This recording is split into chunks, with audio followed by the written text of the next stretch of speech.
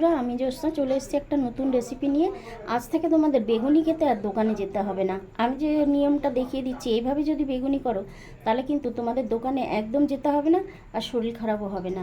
দিয়ে দিয়েছি আমি কড়াইতে তেল, খুব তাড়াতাড়ি দেখিয়ে দিচ্ছি। এই যে নিয়েছি বেসন, আর এখানে আছে ধনে পাতা, কাঁচা লঙ্কা আছে, কালো জিরে আছে, গোলমরিচ আছে, ধনে পাতা আছে, ধনে পাতা, কাঁচা লঙ্কা, গোলমরিচ আর কালো জিরে আর বেসন, এই আমি দিয়ে দেবো মিক্সিতে। আর এখানে আছে বেগুন, আমি সুন্দরভাবে কেটে রেখেছি। এটা কিন্তু একদমই পোকা না, দাগ লেগে যাচ্ছে।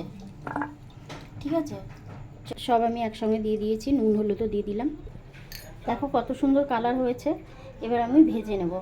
আর এটা কিন্তু একদমই নিরামিষই খাবে। যেদিনকে তোমাদের নিরামিষ রান্না হবে সেদিনকে যদি মনে হয় যে এই আজকে একটু বেগুনি খেলে ভালো হতো, আর যেহেতু বর্ষা আসছে সেই জন্য রেসিপিটা আমি তোমাদের কাছে শেয়ার করলাম।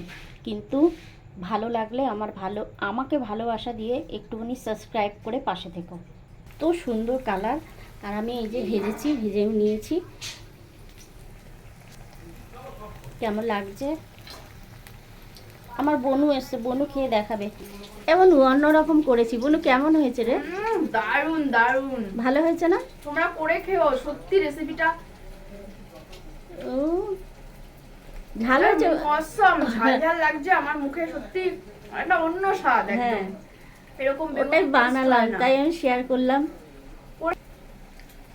বেগুনিটা খেয়ে কেমন হয়েছে বলো?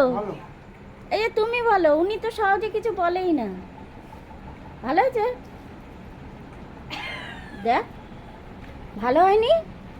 তাহলে ওরম করে বলছো কেন? এটা তো লোকেও বানিয়ে খাবে নাকি?